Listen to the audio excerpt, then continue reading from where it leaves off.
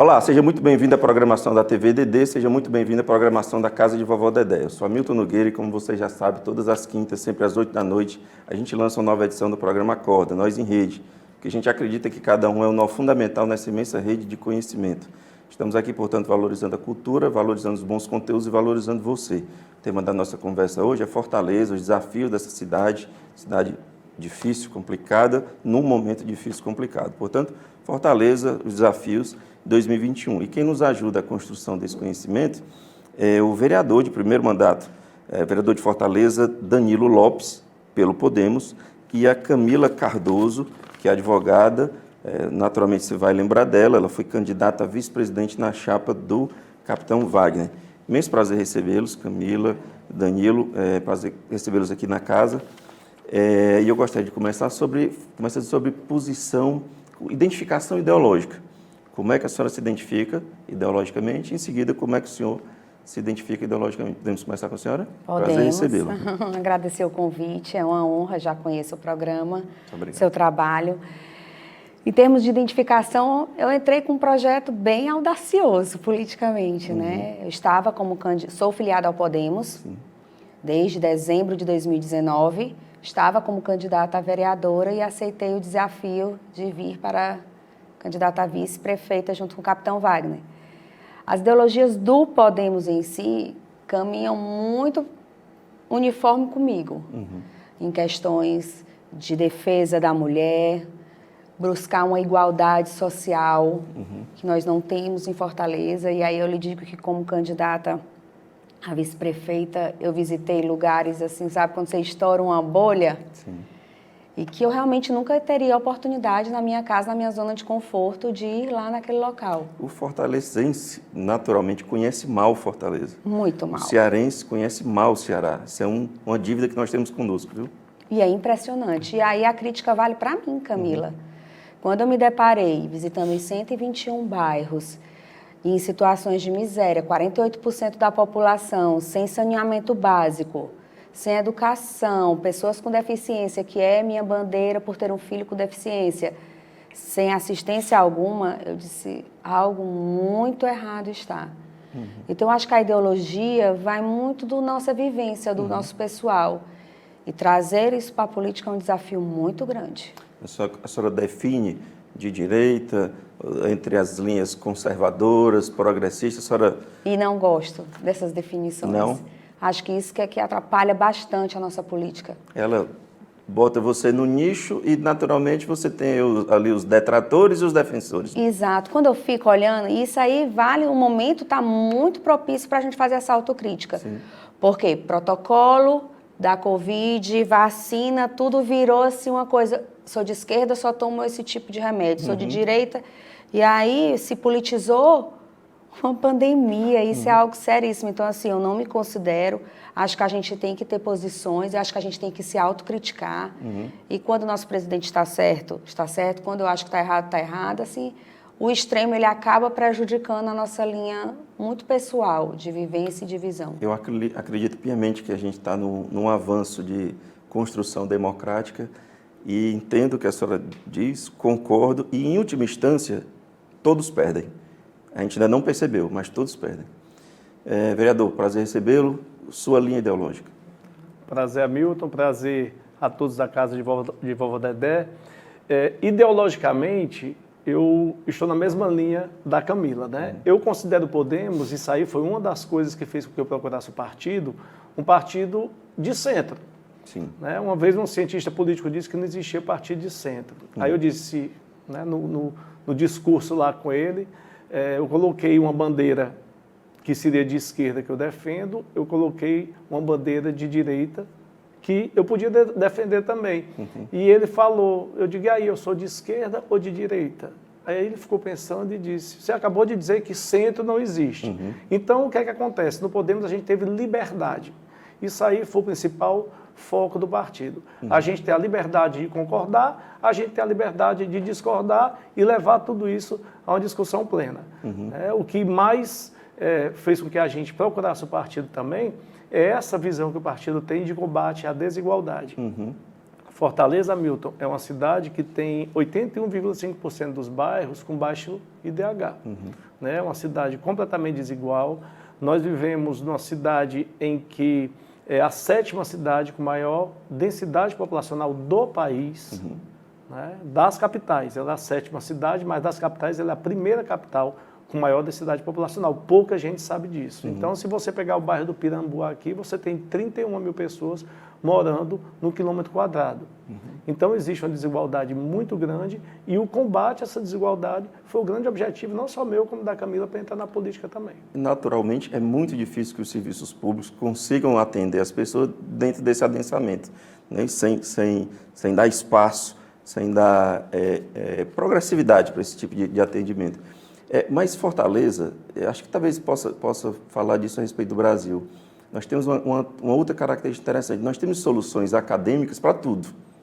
Nós temos estudo, nós temos dados, nós temos pesquisas confiáveis, nós temos institutos e pesquisadores que se aprofundam. Então, nós temos estudos para desigualdade, para concentração de renda, esgotamento sanitário. A gente já sabe de todos, mas efetivamente a gente não consegue aplicar as soluções.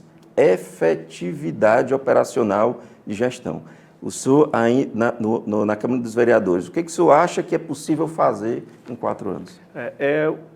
Eu toda a vida fui muito efetivo dentro da minha vida acadêmica, né? Tanto é que eu consegui, assim, na produção acadêmica, produzir muito justamente por conta do foco.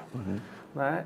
Vai ser um desafio, eu estou em primeiro mandato, ver como é que as coisas vão acontecer. Eu tenho muitos projetos, projetos que eu sei que são viáveis, que são factíveis e que podem realmente ter efetividade. Muitas vezes no Brasil, a seara política, que a Camila até falou, dessa briga, né, principalmente dos dois extremos, ele afeta a efetividade do programa. Né? E muitas vezes no país a gente não tem boa vontade política. Com um pouco mais de boa vontade, a gente conseguiria construir muito.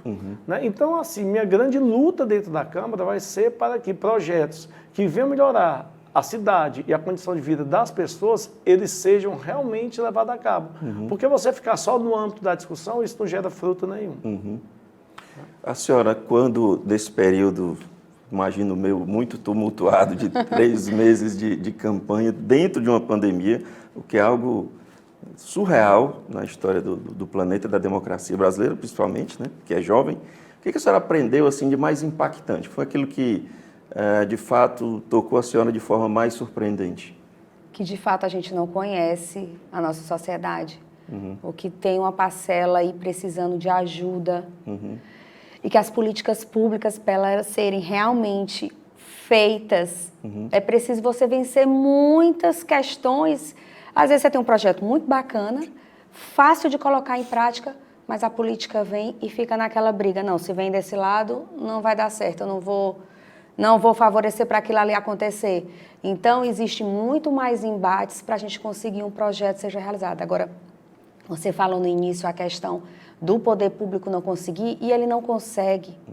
Nós temos realmente uma população que precisa de ajuda, e nós temos um terceiro setor que está trabalhando aqui, principalmente em Fortaleza, que eu tive esse olhar mais para o social e acompanhei muitas associações e instituições, que eles precisam de parceria. Porque eles são mantidos na raça e na coragem por pessoas voluntárias. Uma série de amarras legais que você, mesmo que você queira, é difícil fazer. Demais, e assim, projetos interessantíssimos. Eu visitei, assim, mais de questão de 100 instituições aqui, que se o poder público, se ele não tem condições hoje de fazer aquele projeto, ele deu apoio ao terceiro setor, que nós vamos conseguir realizar um trabalho social mais forte. Então, e aí caberia ao Estado fiscalizar, né? Exato. Se aquilo está sendo feito de forma idônea. De forma né? idônea. O que mais me impressionou foi isso, sair da bolha, da minha zona de conforto, do meu trabalho, dos meus filhos, da escola dos meus filhos, e saber que tem muita gente precisando de ajuda. A campanha para a senhora teve um nível propositivo satisfatório ou não? Ou foi mais agressivo? De outras que eu já tinha visualizado, eu não sei se é porque eu estava na vivência, eu achei mais tranquila, mas ainda assim a gente perde muito tempo com isso. Sim.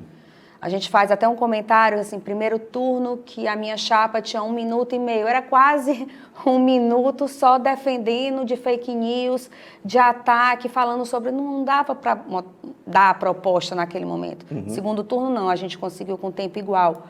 Mas se perde muito tempo com fake news, se perde muito tempo com ataque, se perde muito tempo tentando dizer, não, isso não aconteceu, eu queria dizer era isso, mas eu acho que a gente vai demorar muito para chegar a esse nível, porque Fortaleza tem um embate forte. Muito forte, muito forte. E na opinião do senhor, sobre proposição, sobre nível de propositividade da campanha? Bom, tanto o parlamento quanto o executivo. A minha campanha, ela foi uma campanha meio sui generis, né? Eu fiz a campanha toda trabalhando.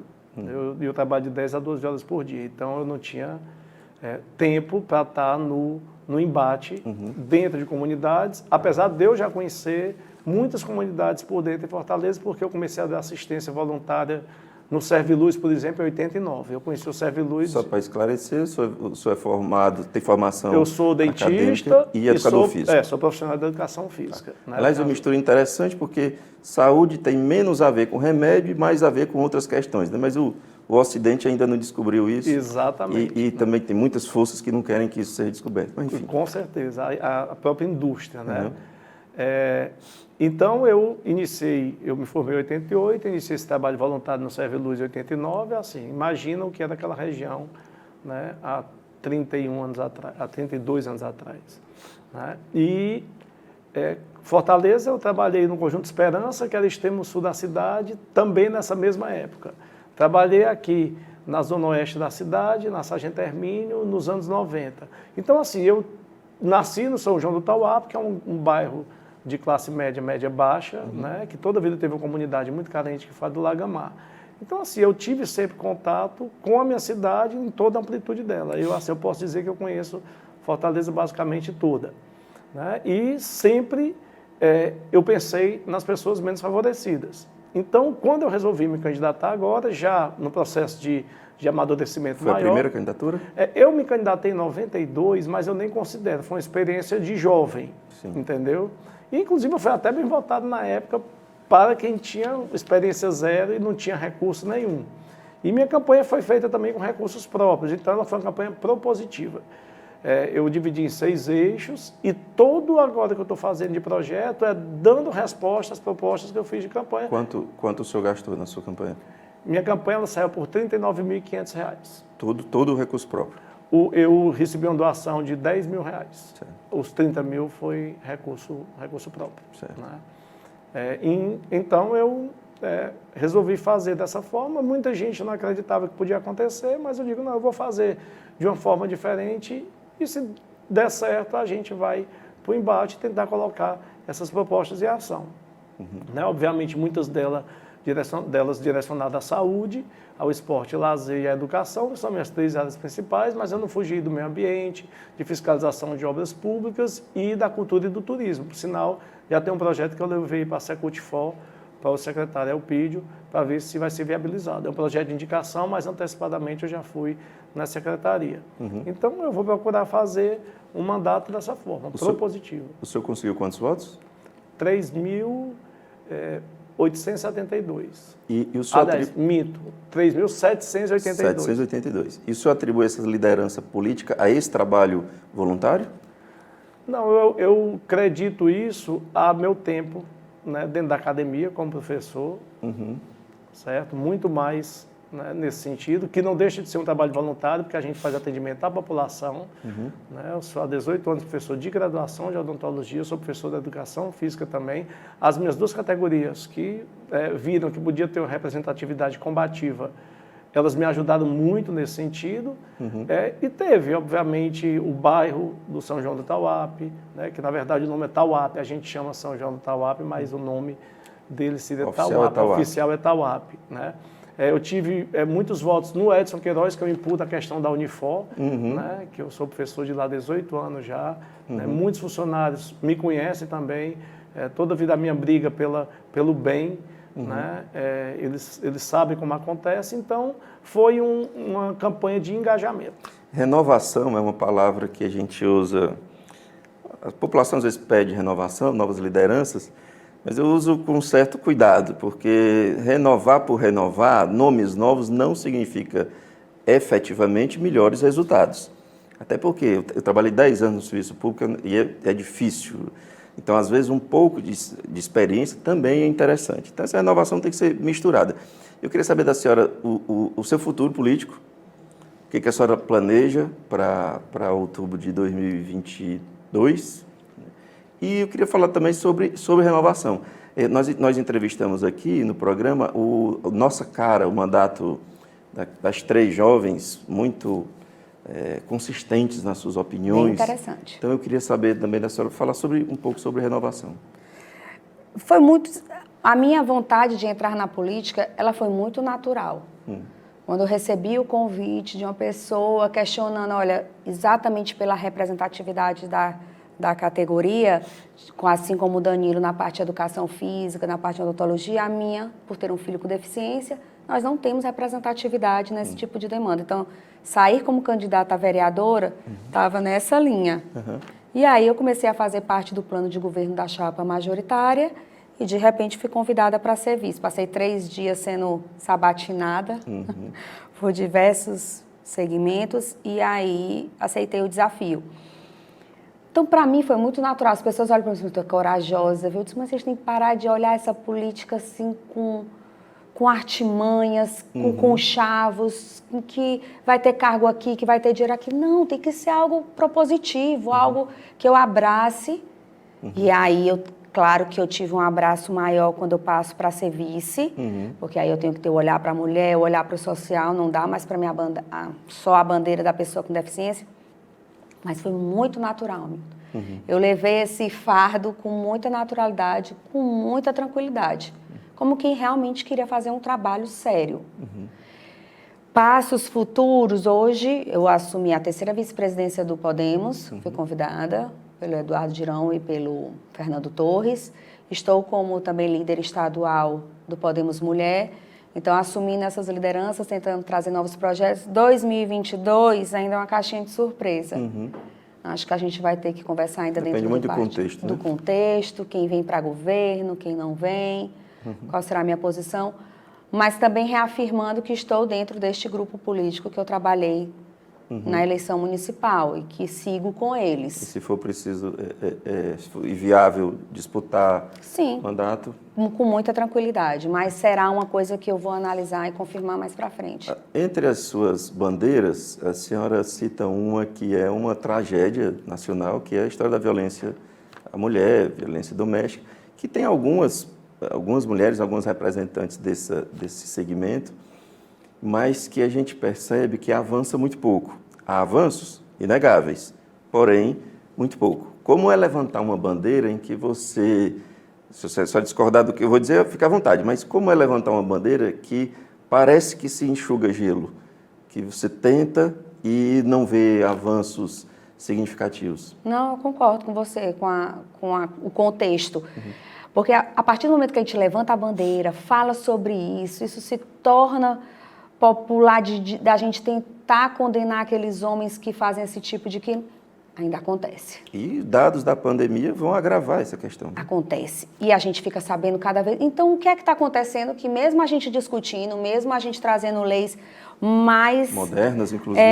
Mesmo a gente trazendo projetos, mesmo a gente tendo associações, o que é que está acontecendo? E eu me questiono muito. Existe algo que é muito... Tem 2 lados para você ver como mulher é bicho difícil. Que é o empoderamento feminino. Que tem mulheres que... nós temos que ser empoderadas e temos que batalhar. Tem mulheres que não gostam muito desse contexto. Então, até no universo feminino, nós temos um embate muito grande. Então, a busca para trabalhar nesse tipo de contexto seria realmente o acolhimento. Eu acho que nós precisamos de mais casas de acolher, daquela mulher saber que se ela passar por isso, ela vai ter alguém que vai estender a mão dela e vai entender ela de alguma forma. Porque na maioria das vezes, quando a gente sabe do crime, já está em estágio que não teve mais como reverter, a mulher já passou por uma série de violências. Ela nunca vem só que é a mais comum, né, que a gente acaba se horrorizando tanto que a violência física, mas existe a violência moral, financeira, e isso aí vai só crescendo, até que você chega num ponto da tragédia. Mas acho que é preciso, não dá para parar. Mesmo parecendo enxugar gelo, mesmo parecendo que não vai dar em nada, é preciso que a gente fale sobre isso. É preciso que as mulheres se sintam acolhidas, é preciso que a gente tenha mais projetos sobre isso. Porque senão, se a gente parar aqui, vai continuar do mesmo jeito que está e piorar. Ok. Vereador, sua característica é mais de proposição ou de fiscalização, que é uma das atividades mais nobres do parlamento, mas que a sociedade entende pouco. Aquele vereador, aquele parlamentar que quer fiscalizar, ele não é visto como efetivamente um bom parlamentar. Ainda há essa dificuldade de tradução para a expectativa do eleitor. Como é que o senhor pretende se posicionar dia a dia? Hamilton, eu fiz uma campanha em que meus compromissos eles foram mais com minhas propostas, não foi com gente. Então, a minha característica é propositiva sempre. Mas o que foi que eu fiz? Eu fiz um gabinete técnico, tá certo? Justamente com pessoas cuja função vai ser de fiscalização para me dar subsídios. Né? Então, dos assessores da minha assessoria, eu tenho 2 advogados, eu tenho técnico de edificação, que vai visitar os locais, né, escolas, unidades de atenção primária à saúde, para ver a condição física delas. Outro para fiscalizar orçamento, né, formado em ciências contábeis. Então, eu me cerquei de gente que tem característica técnica para me auxiliar, tanto na fiscalização como na proposição de áreas que eu não tenho um domínio amplo, como o meio ambiente. Então, assim, a principal característica, e eu dou graças a Deus não ter assumido tantos compromissos, né, que basicamente foram nulos, para eu poder ter a liberdade de montar um gabinete técnico. Os planos de governo, eu li todos, e que representa a sua chapa foi muito bem montado, muito interessante. E eu queria saber se a senhora participou disso, até que ponto aquilo é pensado para fazer e até que ponto é feito para compor uma narrativa política, publicitária. Tem os 2 pontos. Tanto é que muita coisa a gente chamava plano de governo e plano de gestão, que a gente também não poderia nem soltar, porque senão o outro lado vem, copia e faz igual. Então tinham. Mas quando eu entrei na chapa, que já foi setembro de 2020, o plano de governo já estava montado há 2 anos, ele vinha sendo montado com o capitão Wagner. Então, eu já peguei o barco andando. Então, aí eu passei para a preparação deles, me passarem todos os dados, e aí eu passei a contribuir com as minhas bandeiras. Então, assim, a gente participava ativamente em questão de opinião, em questão de melhorar, tanto que, assim, 2 semanas ainda entrou programas que eu tive ideia, e aí vamos colocar assim, boa ideia. Mas todos são pensados para serem realizados, com toda certeza. Pergunto para ambos. 2021, já se sabe que há um grande desafio, principalmente econômico, isso vai tomar a agenda, mas de uma forma divergente, ou para atrapalhar essa agenda econômica, nós temos ainda a instabilidade política que nos persegue há alguns anos e que trava o debate mais executivo, mais propositivo de como sair do problema econômico. O que vocês esperam de 2021? Fortaleza e Brasil. A gente ainda vai ter muito embate. E são os extremos que atrapalham. Eu estava sábado lendo o jornal, aí eu vi uma foto que aí tinha direita, esquerda, e todos com fora, impeachment, eu fico pensando, a que ponto que a gente chega se não gosto de determinado político, foi eleito, está lá, maioria absoluta, tem que respeitar, a não ser que ele cometa algum crime. Porque se a gente ficar nessa bandeira, impeachment, todo mundo que chegar lá não gostar, sempre vai ter algum lado que não vai gostar do seu tipo de atuação. Então, acho que a gente tem que buscar muito mais harmonizar e tentar fazer com que as políticas públicas elas sejam realizáveis do que ficar tentando tirar alguém do poder. Mas é possível fazer reforma em 2021 com esse ambiente de beligerância? Acho que não. Perderemos mais um ano? Literalmente, eu acho que em 2022 nós vamos pegar fogo a nível estadual e a nível nacional. Vereador. Eu creio que esses próximos 2 anos serão anos difíceis politicamente, né? O embate ele vai continuar, não adianta, já foi feita nós temos um dualismo político mais forte ainda, mais acentuado do que nós tivemos sempre na nossa história. Nós vamos ter a dificuldade econômica, nós vamos ter uma dificuldade de trabalhar a saúde mental, que está cada vez mais afetada na nossa população por conta não somente da pandemia, mas por conta das questões econômicas também, que vão ser bem difíceis. A gente vive no Estado principalmente, né, no país como um todo, mas no Estado que jamais quebra porque é um excelente publicano, um excelente cobrador de impostos. Né? A gente vive ainda numa situação em que muita gente pode empreender e que é embarreirado na questão da burocracia. O Estado ele poderia ser mais aberto nisso, ele ser menos burocrático, ele saber que nem todo imposto... Eu vou dar um exemplo de coisa que está acontecendo atualmente dentro da minha própria área, que é a questão das luvas, as luvas de procedimento. Elas custavam R$19 uma caixa, hoje está custando R$119 uma caixa. Impressionante.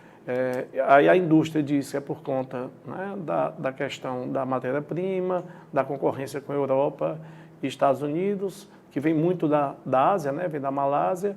Nós temos o IPI, que agora o governo federal zerou o IPI para isso. Eu fui atrás de baixar o ICMS.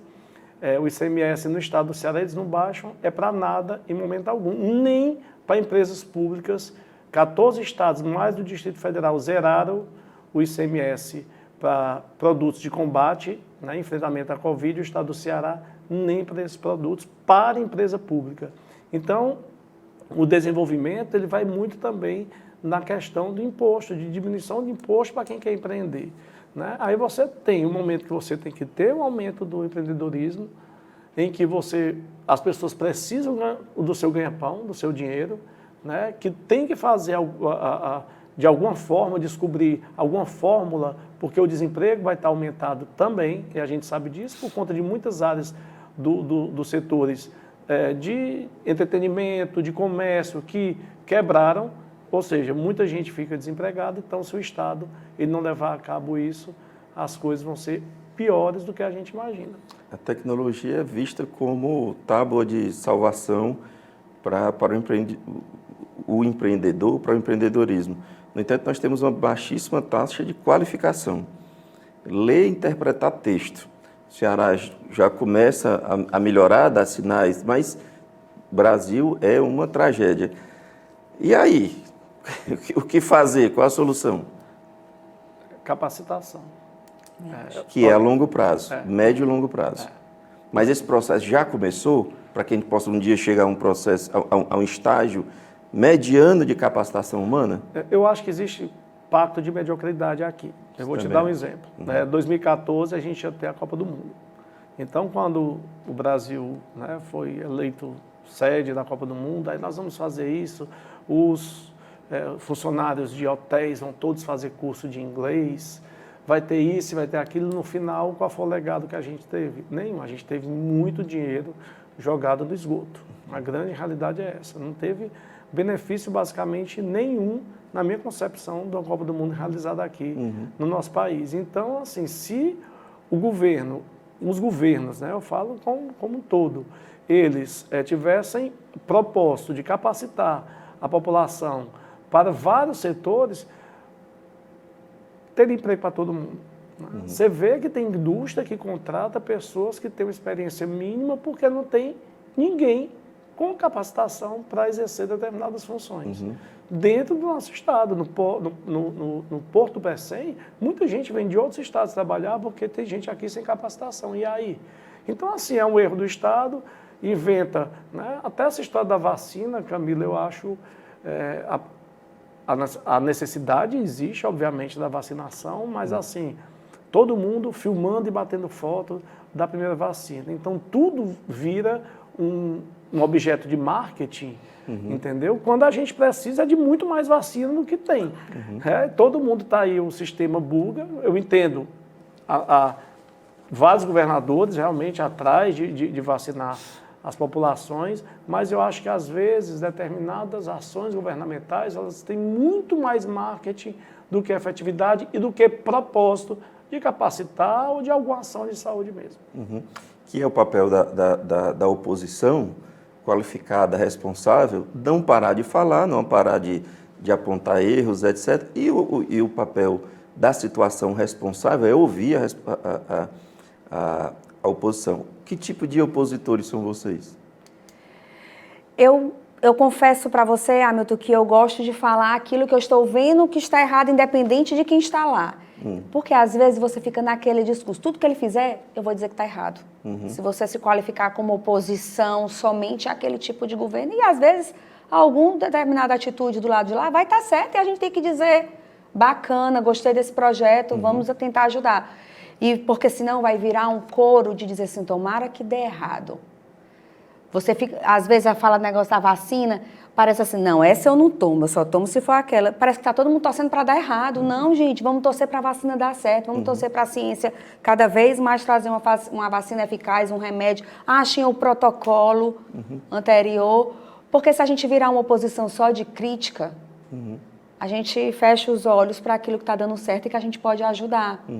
Eu gosto muito da atuação do Danilo, ele é interessante no Podemos quando a gente entrou. Não sei se ele vai lembrar, numa das primeiras reuniões, ele fez exatamente isso. Quando eu me tornei para vice, eu quis trazer todos os candidatos a vereador comigo, né, nas agendas, para que eles tivessem... Aí, Danilo, eu não tenho condições de participar de agenda, eu trabalho. Eu disse, como é que tu vai fazer essa campanha? Camila fazendo as minhas propostas, quem acreditar nela. E é assim que eu acho que tem que ser. Não é só você criticar ou fiscal, você tem que ser propositivo e dizer, meu trabalho é esse, eu defendo essa bandeira e vou trabalhar. Agora, aquilo que está errado, e aí realmente eu vim de um lado de uma chapa que é bastante oposição e que fala constantemente sobre as atuações de quem está no governo, na prefeitura, mas dizer só por dizer não. Eu acho que você tem que dizer e mostrar, ó, tá errado aqui, porque vocês disseram que iam fazer isso, mas não fizeram.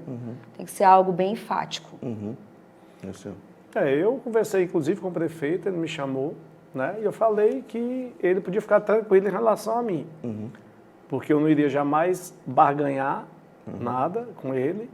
O que tivesse correto, eu iria elogiar, e o que tivesse errado, eu iria contestar veementemente. Então, a liberdade que o Podemos deu, não só da gente contestar, né? Da gente dizer, olha, isso aqui está certo, isso aqui está correto, eu creio que esse projeto vai dar certo. Então, assim, mas eu tive, Hamilton, a liberdade de ser dessa forma, porque a gente entendendo a forma como a estrutura política do nosso país funciona, é muito difícil acontecer isso. Tem gente que diz, se tu continuar desse jeito, porque eu não tive muitos votos de comunidades, entendeu? Tu não vai mais para canto nenhum. Eu disse, olha, para mim não importa, eu já tenho meu lugar. Né? Daqui a 7 anos eu estou aposentado. Então, eu não tenho muita preocupação, né? Eu tenho minhas profissões, por isso que eu disse que eu não vou largar nada, vou continuar atuando exatamente, obviamente diminuindo alguns horários, mas eu vou continuar mantendo a firmeza. Obviamente, tem comunidades que eu vou estar lá junto, ajudando, mas com propostas coletivas. Aquele tipo de política que a gente já conhece como ocorre, eu não vou entrar nessa seara. Porque a força de representatividade de vocês não é pouca. Para alguns, houve uma surpresa muito grande, que a votação da chapa que a senhora fazia parte, foi muito além do que apontavam as pesquisas e deu uma força simbólica muito grande para aquele trabalho E o senhor tem um mandato, 3.800 votos, não foi uma votação expressiva como teve alguns surpreendentes, o Gabriel, quase 10.000 votos, Nossa Cara, quase 10.000 votos, que foram mais surpresas. Mas o senhor tem um mandato. Essa força simbólica dá muita voz a vocês para usar durante 2 anos. Então, é por isso que eu insisto nessa pergunta de o que fazer com esse peso representativo e oposicionista. O que está errado na visão do senhor e da senhora e que merece mais atenção?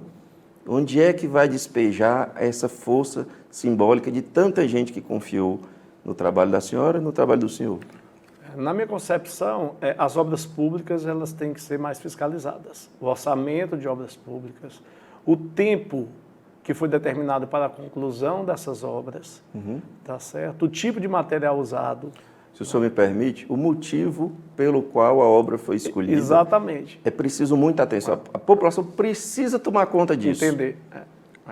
Então, o que eu falei durante a campanha, né? O custo-benefício da obra. Né? Ela vai custar tanto, sim, mas ela vai beneficiar o que e quem? Como foi o debate que levou à decisão daquela? O que a gente vê é que essa gestão vai ser diferente, Hamilton. Eu vou te dizer por quê. O prefeito Roberto Cláudio, ele tinha basicamente 3 vereadores opositores, tá certo? Hoje existe no governo do José Sarto pelo menos 2 grupos de oposição. Obviamente, dentro de um grupo, né, que é o que eu estou, um bloco com 2 pessoas com mais liberdade, eu sou um deles, né, de diálogo. O outro grupo é o grupo que está o pessoal do PSOL e do PT. Né? Então, assim, passa de 3 para 15, para 14, né? O que já pode gerar um barulho maior. Se houver uma lembrança do processo de eleição do ano passado, a maioria não votou no atual prefeito. Né? Se você juntar os votos que foram dados ao Wagner e à Camila, mais abstenção, branco e nulo, certo? Você não chega à quantidade de gente que dá suporte, né, ao prefeito e dizer, olha, você tem, como o Camilo teve, com 70, sei lá, 78%, né? Isso aí legitima muito mais. E o Sarto, eu creio que ele é uma pessoa inteligente, já está na política desde 88, salvo engano, ele foi eleito em 88 a primeira vez, a vereador de Fortaleza. Então, ele sabe que ele precisa compor e dialogar. Agora, sim, nós temos pessoas para fiscalizar, né, vereadores em várias áreas. Né? Tem o Gabriel mesmo, que você falou aí no meio ambiente, né, que é um menino extremamente preparado, já tive uma conversa, um almoço com ele. Ele simboliza bem essa... Muito, o Gabriel é excelente, o Carmelo já tem outro viés. E não é um discurso construído, isso tem muito a ver com a personalidade dele mesmo, né? Não, tem, e assim, ele tem propriedade porque ele tem formação acadêmica para isso também. Que isso é muito importante, né? Eu acho que deu um upgrade na Câmara, do que você fala de pessoas novas, né? Porque o novo nem sempre é o novo. A gente vive num estado em que é hierárquico o poder político, né? Vai passando de pai para filho, para neto, então isso aí não se acaba. E outra coisa, embora isso recentemente muito filho tenha perdido a eleição, viu? Mas estão em alguns setores. Sim, acabam fazendo parte. Faz parte da gestão, não fica de fora. Né? Mas isso aí não é só do Brasil. Se você for no mundo inteiro, existem aquelas famílias tradicionalmente políticas que vão perpetuando de pai para filho. É coisa do mundo mesmo, da própria sociedade humana, né? De passar de proteção, né? Do nome, da perpetuação do nome da família. Então, assim, eu já não tenho essa preocupação, porque eu nunca adotei nenhum animal, né? Eu tenho uma perspectiva de vida, de vivência solo mesmo, sabe? Então, assim, minha preocupação muito é com a existência, com o que eu posso fazer hoje enquanto ser, para que deixe um legado diferente, né? Aí vou ver, estou no estágio probatório. Né? Eu digo para todo mundo que está no meu gabinete, todos nós estamos em estágio probatório. Eu tenho 4 anos, daqui a 4 anos eu vejo, se eu não conseguir efetivar muita coisa, fui embarreirado, empancado, eu não me candidato de novo, senão a gente segue adiante. Força simbólica, Camila. Acho que trouxe realmente uma representatividade enorme ter uma mulher que jamais concorreu a uma campanha, uma chapa, e já sendo como vice-prefeita. Acho que ainda tenho que amadurecer muitas coisas, né? Tomar mais conhecimento de números em termos de gestão, mas não posso parar. É uma coisa que me pedem bastante. Geralmente eu recebo minhas mensagens e fico dominando ali as redes sociais. Sempre tem uma mulher, sempre tem uma mãe dizendo, não para, é um universo muito masculino a política. Raramente eu me via com mais de uma mulher na mesa. Geralmente era um universo dominado por homens. Então, acho que é um passo de cada vez. Hoje foi uma experiência incrível, assumindo liderança agora no Podemos, dando um passo de cada vez e tentando trazer projetos bacanas para a nossa cidade. E essa liderança do Podemos lhe dá voz para participar do debate público, né? Exatamente. O que é fundamental, é importante que haja. Fiquei muito feliz com o convite, foi algo recente do senador e do Fernando Torres, para que eu realmente trouxesse a voz. Camila, você como traz o discurso, se aproprie, né? E vamos trazer mais lideranças para o partido e para o universo da política. A senhora vai se dedicar 100% a isso? Não, vou continuar advogando. Advogando também. Vou continuar. Bom, para a gente se encaminhando para o final, daqui a 4 anos, o senhor quer olhar para trás e quer ver o que no seu mandato? Ou na cidade? Bom, eu quero ver mudanças na cidade. A gente necessita realmente de mudanças efetivas em vários setores. Eu quero ver projetos que eu idealizei, né, aprovados e sendo levados para a comunidade, né, para que eu diga realmente, olha, valeu a pena. Eu gostei do relativo aos prédios públicos, viu? Do projeto relativo aos prédios públicos. Sim. De colocar a história lá. Sim, foi o que eu levei para a Secutifor, né? É uma coisa que eu fiz 2 anos de história também, então é uma coisa que toda a vida eu me preocupei. Eu nasci no centro, fui para o São João do Tauap com 8 anos. Né? Então, Jacarecanga tem prédios belíssimos, É que- mas parece que Fortaleza ainda não descobriu. Lindos. em vários locais, se você andar, você sabe que a Visconde do Rio Branco era a estrada que ia para Messejana. Então, se você pegar a Visconde do Rio Branco todinha e você prestar atenção, é cheio de prédio lindo ali e que ninguém nem lembra que aquilo ali existe, né? De casas antigas, Casas de maravilhosas. pé direito elevado. Então, assim, eu queria muito que o secretário ele levasse esse projeto adiante, de colocar totens em frente, mostrando o prédio como era antes e contando a história. A gente carece muito. A história de Fortaleza, ela está cada vez mais sendo esquecida. Então, eu quero que isso funcione. Quando eu começar a verificar, né, o que eu quero para a saúde bucal, o que eu quero para o exercício físico, o que eu quero para o meio ambiente, o que eu quero para a história de Fortaleza, sendo levado realmente para a população, eu vou ficar feliz. Agora, se daqui a 4 anos acontecer de não ser efetivado tudo, eu acho um pouco difícil, não sei, porque vai ser minha bandeira de briga. E eu, assim, eu sou bem tranquilo, mas no momento de brigar, Sabe brigar. eu sei brigar muito bem. Eu tenho sangue libanês, então isso aí não me tira, não. Eu vou concentrar essa mesma pergunta no ponto de vista municipal, porque foi a eleição ao qual a senhora se propôs a fazer parte de uma gestão. Então, daqui a 4 anos, a senhora quer ver o que na gestão municipal? Eu espero que um trabalho sério, que tenha avanços, principalmente na nossa parte social. A gente tem uma cidade muito carente, nós temos extremos em Fortaleza. Em Fortaleza nós temos a classe muito rica e temos a pobreza extrema. Então eu espero acabar bastante com essa desigualdade, continuar trabalhando, continuar apresentando projetos.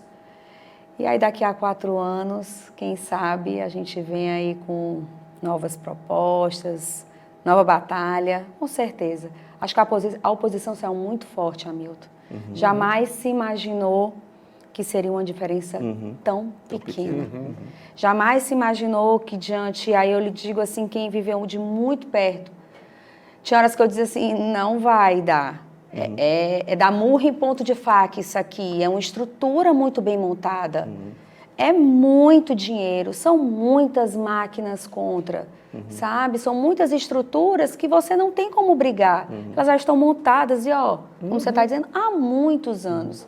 Quando eu vi os terceirizados nas bandeiras, dinheiro circulando, eu disse, não vai dar. E existe algo que na nossa equipe sempre dizia, dá, alguém tem que fazer.